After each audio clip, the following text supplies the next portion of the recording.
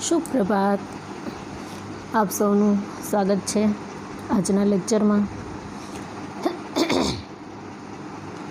આગળનું હોમવર્ક છે આગળના લેક્ચરનું, એ આપ સૌએ કમ્પ્લીટ કરી કાઢ્યું હશે.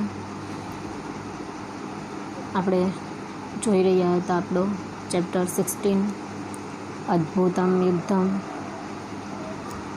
જેમાં એક સામાન્ય પક્ષી ગીધ, જેનું નામ છે જટાયુ, એક શક્તિશાળી શસ્ત્ર સાથે બાણ ધારણ કરેલ કવચવાળા રાક્ષસોના રાજા રાવણ સાથેનું અદ્ભુત યુદ્ધ. રાવણ છે એ માતા સીતાનું અપહરણ કરી અને એને લઈને જતો હોય છે, ત્યારે રસ્તામાં પક્ષીઓનો રાજા જટાયુ છે એ મળે છે અને સીતાજીને બચાવવા માટેના પ્રયાસો કરે છે. રાવણને પહેલાં એ શાબ્દિક રીતે સમજાવે છે કે ભાઈ, જે કરવાથી ધર્મ ન થાય, કીર્તિ કે યશ ન થાય, અથવા શરીરને દુઃખ થાય એવું કર્મ કોણ કરે? પારકી સ્ત્રીનો સ્પર્શ કરવાથી તારી જે નીચી ગતિ થાય એનાથી તું અટકી જા. અન્ય માણસ જેની નિંદા કરે એવું કામ ધૈર્યશીલ વ્યક્તિએ ન કરવું જોઈએ. રાવણને આવી રીતે વારંવાર સમજાવે છે, પણ રાવણ છે માનતો નથી. અંતે કહે છે કે હું ભલે વૃદ્ધ અને તું યુવાન હોય, તારી પાસે ધનુષ, રથ, બાણ વગેરે હોય, આમ છતાં તું વૈદેહીને મારી પાસેથી હેમખેમ લઈને જઈ શકીશ નહીં. આવું કહેવાય છે.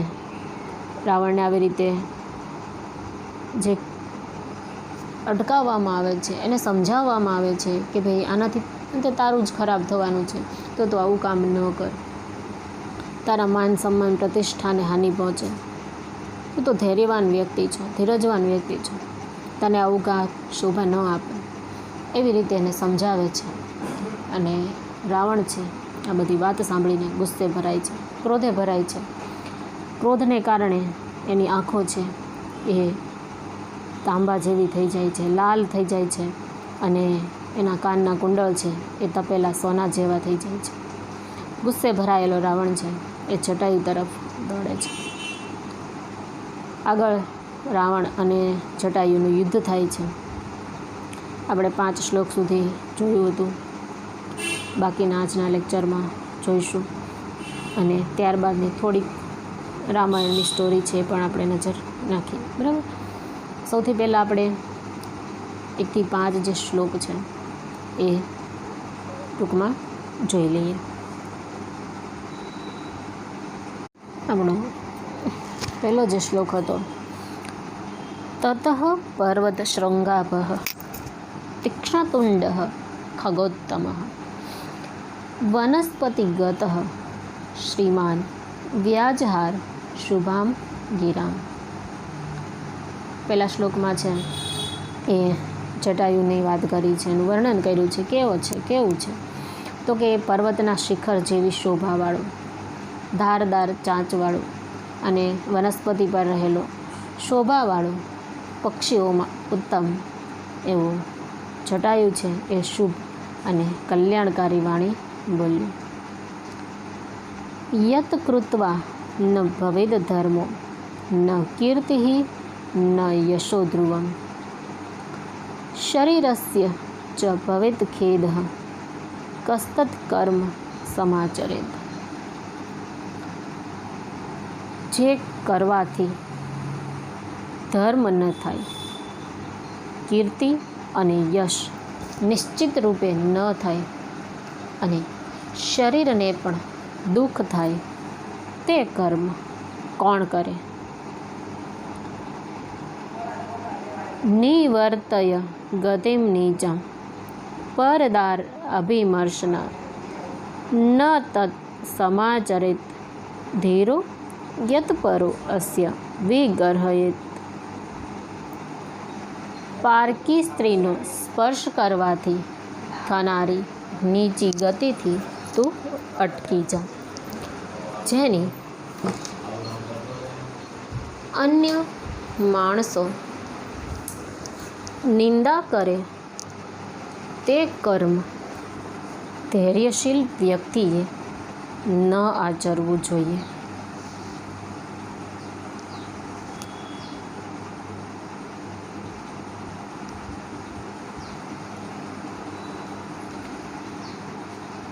વૃદ્ધો અહમ ત્વમ યુવા ધન્વી સરથઃ કવચી શરી ન ચ અપ્યાદાય કુશલી વેદેહિ મે ગમિષ્યસી. હું વૃદ્ધ છું અને તું યુવાન, ધનુષ્યવાળો, રથવાળો, કવચયુક્ત અને બાણવાળો છે. આમ છતાં તું વેદેહીને લઈને મારી પાસેથી હેમખેમ નહીં જઈ શકે. ઇતિ યુક્તઃ ક્રોધતામ્રાક્ષઃ તપ્ત કાંચન કુંડલઃ રાક્ષસોન્દ્ર અભિદુદ્રાવ પતગેન્દ્રમ અમર્ષણ. આમ કહેવાયેલો ક્રોધને કારણે લાલ આંખોવાળો, તપેલા સોના જેવા કુંડળવાળો ક્રોધી રાક્ષસરાજ રાવણ પક્ષીરાજ જટાયુ તરફ દોડ્યો. તો આપણે આગળના લેક્ચરમાં 5 શ્લોકના શબ્દાર્થ અને ભાષાંતર જોયું હતું. ત્યાંથી આગળના આજે જોઈએ.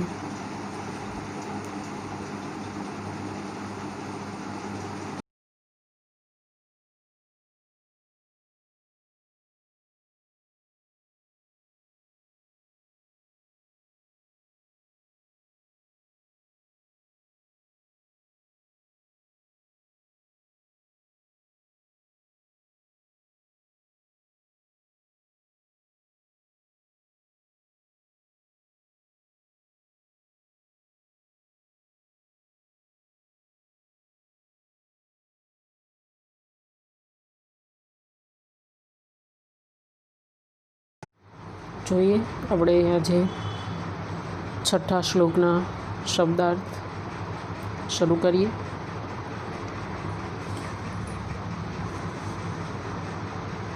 ગૃધ રાક્ષસયોઃ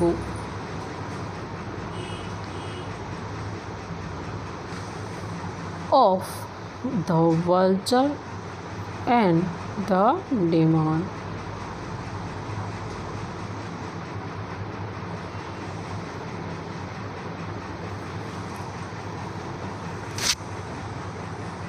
सपक्षयोः महापर्वतयोः इव.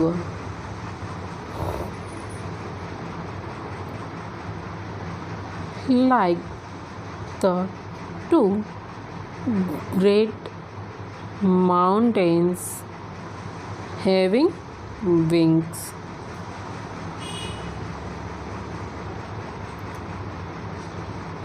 अद्भुतं युद्धं बभूव.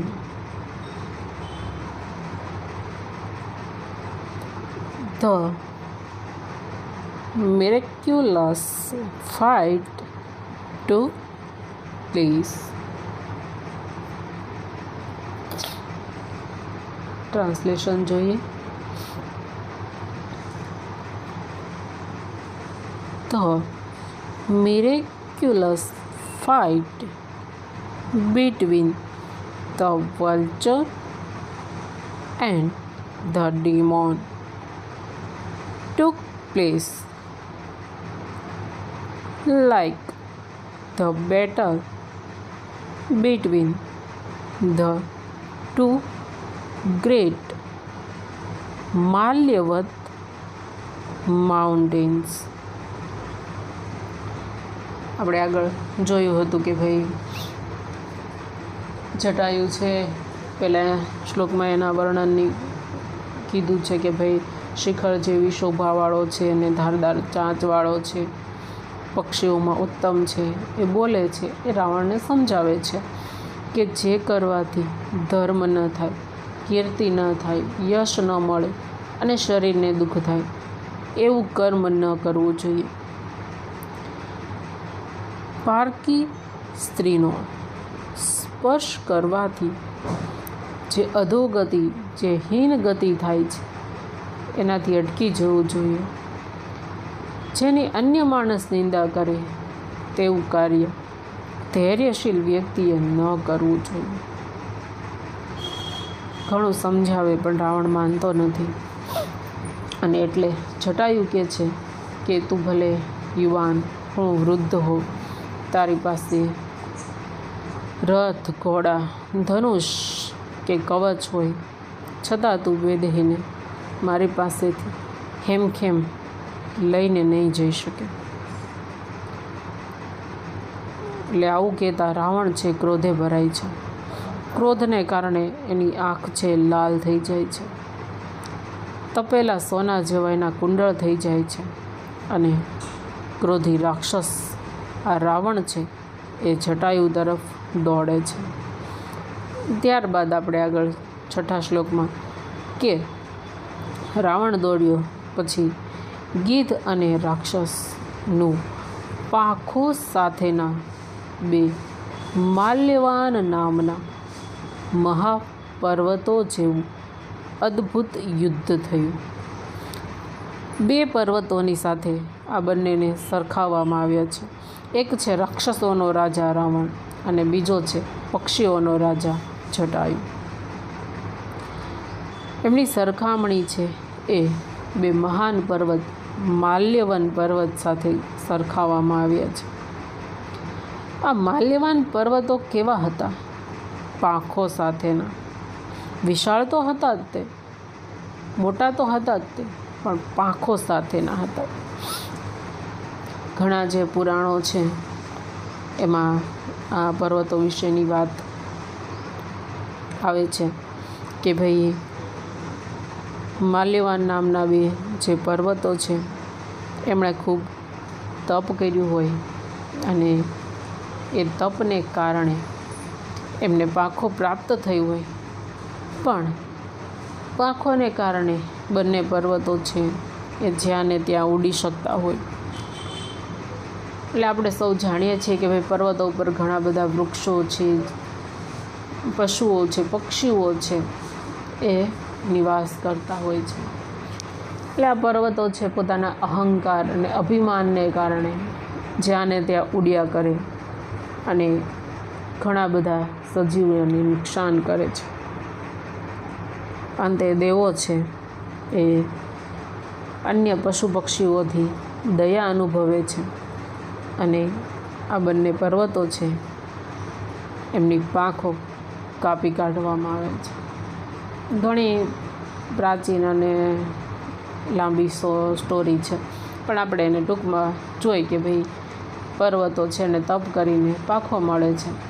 અહંકાર અને અભિમાનને કારણે એ બીજા લોકોને, બીજા સજીવોને નુકસાન કરે છે, એમને હાનિ પહોંચાડે છે અને એમની આજીજીને કારણે દેવતાઓ આ પર્વતોની પાંખો છે એ હંમેશ માટે કાપી કાઢે છે.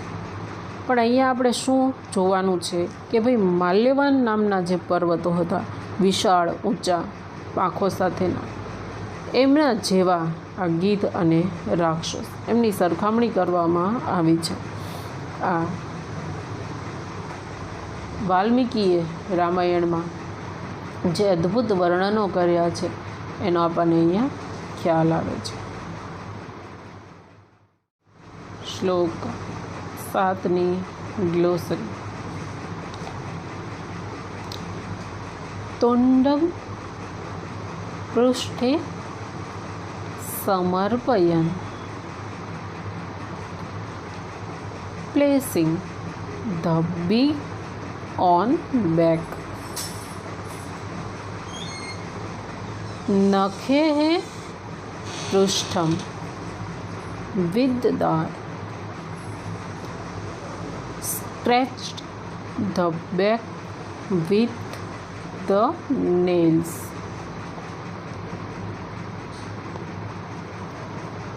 नख पक्ष मुख आयुधः. Having weapons of claws, wings, beak.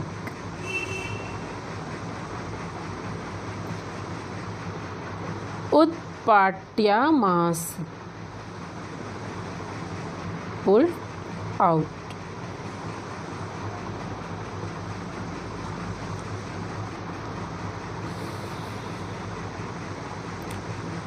Translation: placing the beak on the demon's back, he scratched the back with his claws.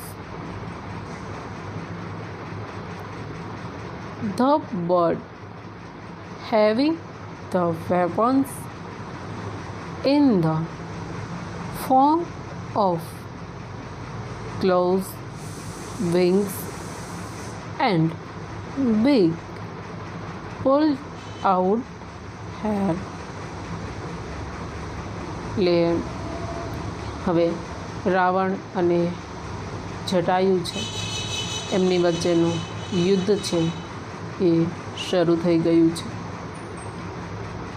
એની ચાંચથી એટલે જટાયુ છે પોતાની ચાંચથી રાવણની પીઠ ઉપર પ્રહાર કરે છે અને તેના નખ વડે એ ઉઝરડા પાડે છે.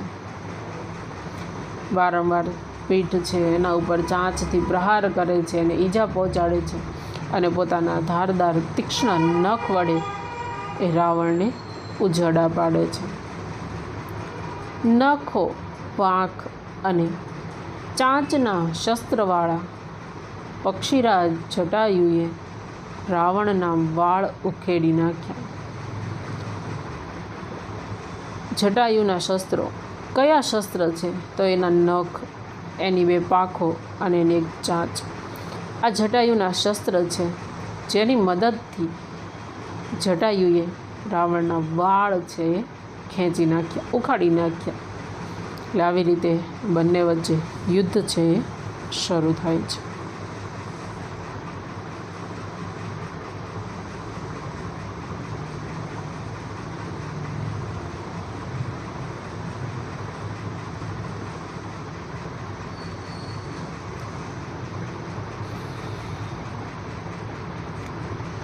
આઠમા શ્લોકના શબ્દાર્થ મિનિંગ્સ.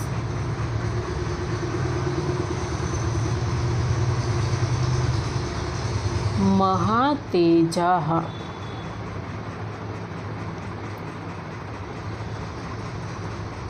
having great lustre. પતંગોત્તમઃ, best of the birds. મુક્તામણિ વિભૂષિતમ, decorated with pearls and gems.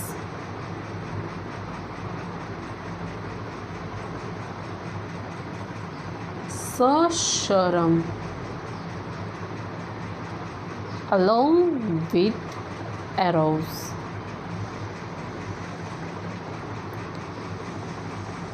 Charanabyam,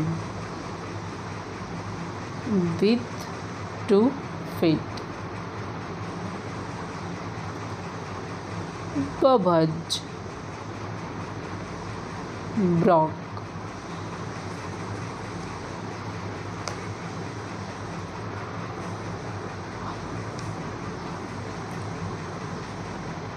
Translation: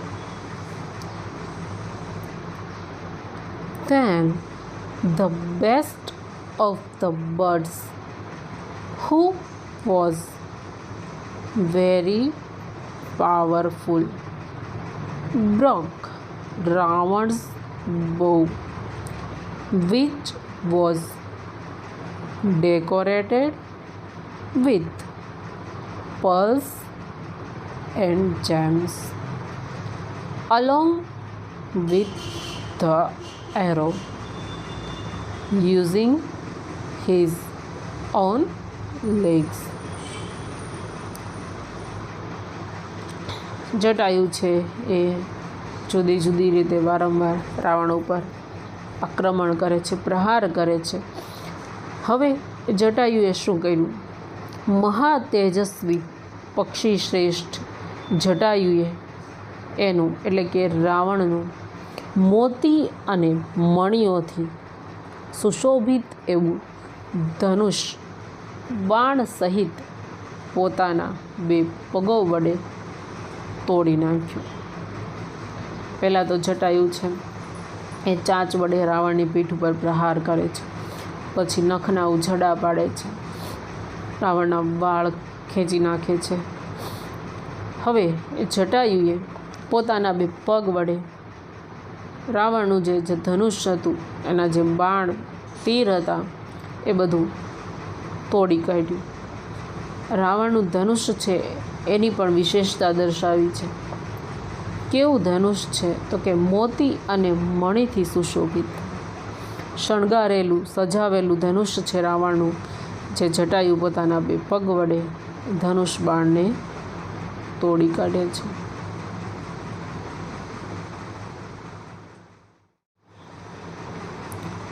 નવમા શ્લોકની વિલોશ્રી.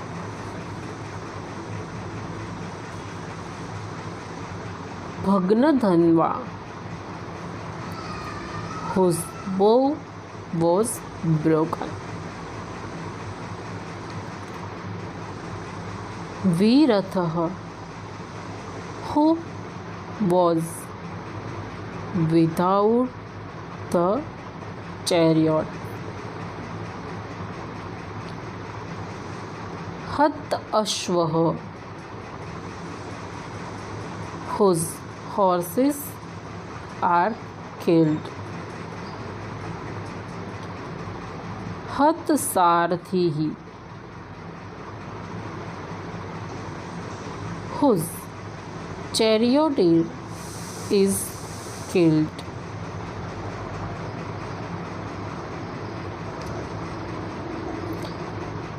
વૈદેહીં હસ્તેન આદાય.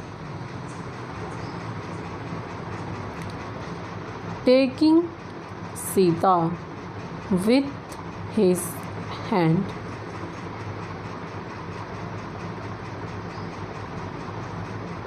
Bhuvi-papat fell on the ground.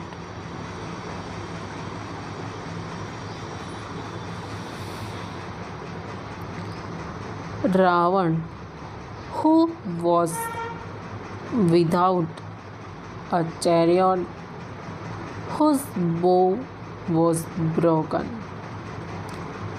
horse is killed,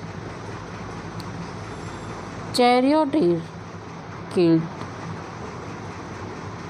taking Sita by hand, fell on the ground.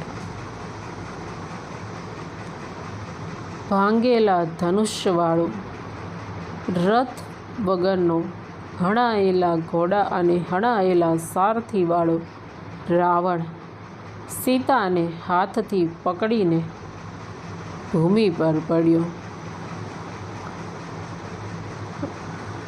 Jatayu એના ધનુષ બાણ તોડી કાઢ્યા. ત્યારબાદ એણે રાવણના ઘોડા ઉપર પ્રહાર કર્યો. એના સારથી જે રથ ચલાવે છે એ રથ ચાલક એની ઉપર પ્રહાર કર્યો એટલે એ પણ મૃત્યુ પામ્યો. રાવણનો રથ છે પણ તોડી કાઢ્યો. એટલે જુદી જુદી રીતે જટાયુ છે રાવણ ઉપર પ્રહાર કરે છે. અને હવે આ રાવણ જે છે કે જેનું ધનુષ્ય તૂટી ગયું છે, એનો રથ ભાંગી ગયો છે, એના ઘોડાઓ ઘવાયા છે, એનો સારથી ઘવાયો છે, એ રાવણ સીતાને હાથથી પકડી અને જમીન ઉપર પડે છે.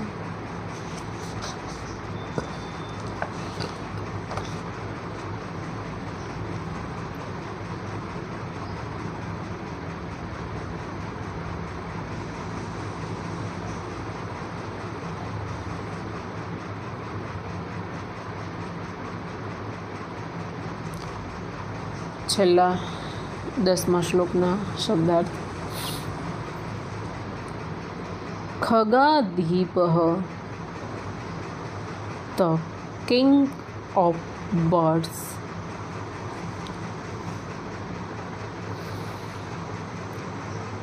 અરિંદમઃ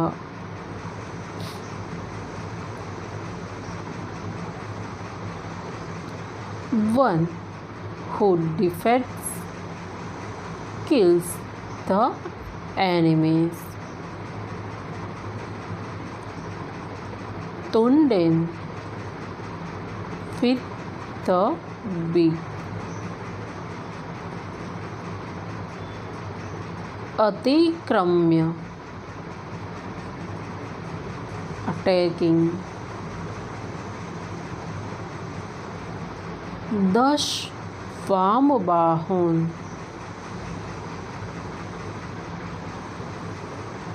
10 hands on the left side.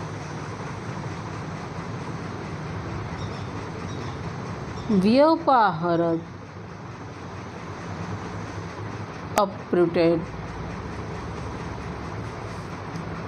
Jatayu, the king of birds, who had defeated the enemies, then attacked Ravan with his beak and uprooted his 10 hands on the left side.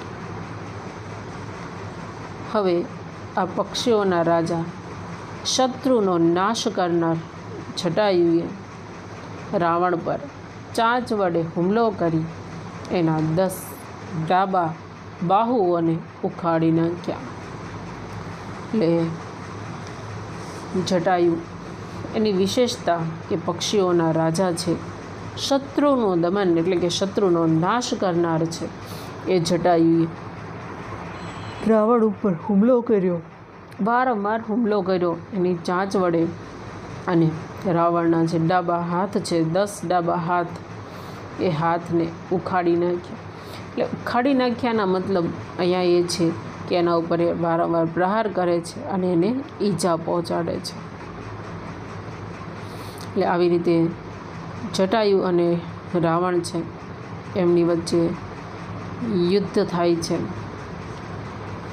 જોકે આપણે સૌ જાણીએ છીએ કે ભાઈ જટાયુ એક સામાન્ય પક્ષી છે જેના શસ્ત્ર ચાંચ, પાંખ અને નખ છે, જ્યારે એની સામે મહાપરાક્રમી, શક્તિશાળી, વિદ્વાન એવો રાવણ છે, રાક્ષસોનો રાજા રાવણ છે. એટલે અંતે રાવણ છે એ જટાયુ પર પ્રહાર કરે છે ને જટાયુ બહુ સારી રીતે ઘવાય છે, એને ઈજા પહોંચે છે, અને ત્યાંથી રાવણ સીતાને લઈ અને લંકા જતો રહે છે. જટાયુ પોતાનું શક્તિ સામર્થ્ય ઓછું હોવા છતાં જેટલું છે એનાથી પણ એ દુષ્ટ એવા રાવણ સાથે લડે છે, એનો સામનો કરે છે, અને જેને મદદની જરૂર છે એવા સીતા માતાની મદદ કરે છે. એ જ આપણા પાઠનો અહીંયા હેતુ ઉદ્દેશ્ય છે કે જે જરૂરિયાત વ્યક્તિ હોય એને મદદ કરવી, એનો સાથ આપવો. સામેવાળો વ્યક્તિ ગમે એટલો શક્તિશાળી, ગમે એટલો મહાન પરાક્રમી હોય, પણ જ્યારે ખોટું કરતો હોય, અધર્મ કરતો હોય, ત્યારે એનો સામનો છે એ અવશ્ય કરવો. એ વાત આપણને અહીંયા શીખવવામાં આવી છે. આગળની વાર્તા જે વાત છે રામાયણની કે રાવણ સીતાને લઈ લંકામાં જતો રહે છે, એ એમનો જે અશોક વાટિકા છે, બગીચો છે, ત્યાં સીતાજીને રાખે છે. રામ અને લક્ષ્મણ સીતાજીને ગોતતા ગોતતા જંગલમાં બધે ભટકે છે. આગળ એમને જટાયુનો ભેટો થાય છે, અને જટાયુ એને કહે છે કે રાવણ સીતાજીને લઈને જતો હતો. મેં એને રોકવાના ઘણા પ્રયાસ કર્યા, પણ હું એને રોકી ન શક્યો અને જટાયુ પોતાનો પ્રાણના ત્યાગ કરે છે, મૃત્યુ પામે છે. રામ લક્ષ્મણ એમના અંતિમ સંસ્કાર કરી ત્યાંથી આગળ વધે છે. આગળ કિષ્કિંધા પહોંચે છે, જ્યાં વાલી અને સુગ્રીવ બંને ભાઈઓ, અને વાલી છે એ સુગ્રીવ સાથે અન્યાય કરી પોતાનો ભાઈનો હિસ્સો જે છે, રાજ્ય છે, એ પડાવી લે છે. રામ એને મદદ કરે છે, સુગ્રીવને મદદ કરે છે, મિત્ર બનાવે છે અને હનુમાનજી સાથે એની મુલાકાત થાય છે. સુગ્રીવની વાનર સેના રામને આપવામાં આવે છે. બધા મળીને જુદી જુદી દિશાઓમાં સીતાજીને ગોતે છે.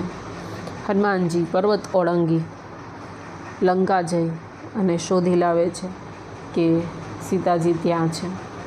તમારે 9માં પાઠ આવ્યો હતો હનુમત વર્ણિત રામ વૃત્તાંત, કે હનુમાનજી સીતાજીને મળે છે એટલે રામજીની આખી કથા સંભળાવે છે, જેથી સીતા માતાને વિશ્વાસ થઈ જાય કે ભાઈ આ મારા પતિ મોકલેલા વ્યક્તિ છે. ત્યારબાદ બધા વાનરો છે એ પર્વતો તોડી પથ્થરો મૂકતા દરિયામાં માર્ગ બનાવી લંકા પહોંચે છે. રામ રાવણનું યુદ્ધ થાય છે. અંતે દુષ્ટ અધર્મી પાપી રાવણનો અંત થાય છે અને બધા લોકો અયોધ્યા પાછા આવે છે. 14 વર્ષના વનવાસ ત્યારબાદ રાવણ સાથેના યુદ્ધ, એમની પરના વિજય મેળવીને રામ લક્ષ્મણ ને સીતાજી અયોધ્યા પહોંચે છે. અયોધ્યાવાસીઓ ઘરે ઘરે દીવાઓ પ્રગટાવી, રંગોળીઓ બનાવી, ઘરને સજાવી શણગારી અને દીપોત્સવ મનાવે છે, દિવાળી મનાવે છે.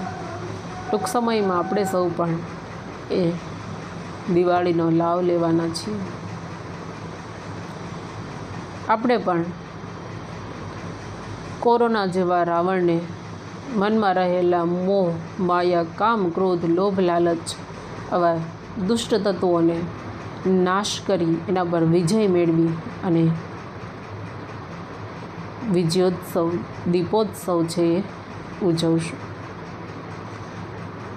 રામજીનો રાજ્યાભિષેક કરવામાં આવે છે અને સુખેથી બધા રહેવા લાગે છે. આ હતી ટૂંકમાં રામાયણની કથા. જટાયુનો રામાયણની અંદર આવતો નાનકડો પ્રસંગ, અનેથી નાનકડા પ્રસંગમાંથી શીખવા મળતી ઘણી બધી અદ્ભુત અને મોટી વાતો.